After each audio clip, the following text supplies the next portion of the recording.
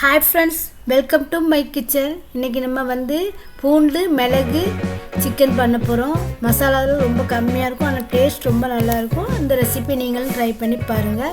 ஒரு வெறும் கடாயில எண்ணெயில விடாம மிளகு கொஞ்சம் நிறைய போட்டுக்கோங்க. சீரகம் ஒரு 1/2 டீஸ்பூன் சீரகம், சோம்பு ஒரு 1/2 டீஸ்பூன் போட்டுக்கோங்க. அதுக்கு அப்புறம் பட்டை, லவங்கம், கிராம்பு, கல்பாசி உங்களுக்கு என்ன கரம் மசாலா வேணுமோ அதான் ஹோல் கரம் மசாலா போட்டு எல்லாம் 1-2 போட்டு நல்லா வறுத்துக்கோங்க. வறுத்துட்டு ஆற வச்சு எடுத்துக்கோங்க. பொடி பண்ணி எடுத்துக்கோங்க. அரைக்க வேணா தண்ணி ஊற்றி நல்லா பொடி பண்ணி எடுத்துக்கோங்க. இது பாருங்கள், சிக்கன் நான் பண்ணிருக்க சிக்கன் உங்களுக்கு காமிக்கணும் பாருங்கள். அவ்வளோ டேஸ்ட்டாக இருக்கும் பாருங்கள். நீங்கள் சப்பாத்தி, சாதம், இட்லி, தோசை எதுக்குனாலும் சாப்பிட்லாம். இதில் கொஞ்சம் பட்டர் போடுற லாஸ்ட் ஸ்டேஜ் இது. பட்டரு எலுமிச்சம்பழம்லாம் விட்டுருக்குறேன். இப்போ ஒரு கடாய் வச்சுக்கோங்க. கடாயில் நல்லா எண்ணெய் விடுங்க. எண்ணெய் விட்டு சோம்பு, நிறைய பூண்டு, கொஞ்சம் தேவையான பச்சை மிளகாய் போட்டு நல்லா வதக்கிக்கோங்க. பூண்டு வந்துட்டு நல்லா வதங்கணும். வதங்கினதுக்கப்புறம் தான் நீங்கள் வெங்காயம் போடணும்.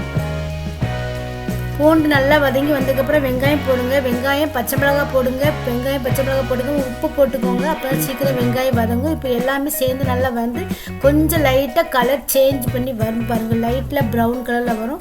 அந்த நேரத்தில் கருவேப்பிலை, கொத்தமல்லி, புதினா போட்டு நல்லா வதக்குங்க. காஞ்ச மிளகாய் 2 போட்டுக்கோங்க. இஞ்சி மட்டும் போட்டுக்கோங்க. ஆல்ரெடி நம்ம பூண்டு போட்டிருக்கிறோம்.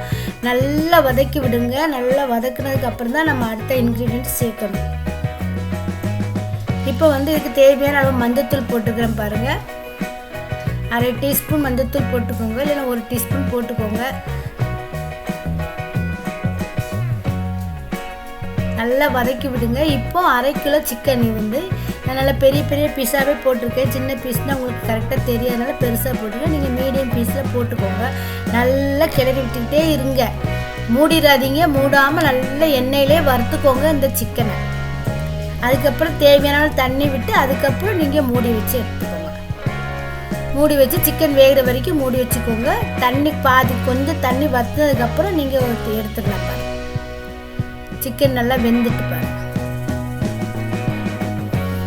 சிக்கன் நல்லா வெந்துட்டு பாருங்கள். சிக்கன் வெந்ததுக்கப்புறம் இப்போ 1 டீஸ்பூன் அளவுக்கு வெறும் மிளகாத்தூளும் 1 டீஸ்பூன் அளவுக்கு தனியாத்தூளும் போட்டு நல்லா மிக்ஸ் பண்ணுங்கள்.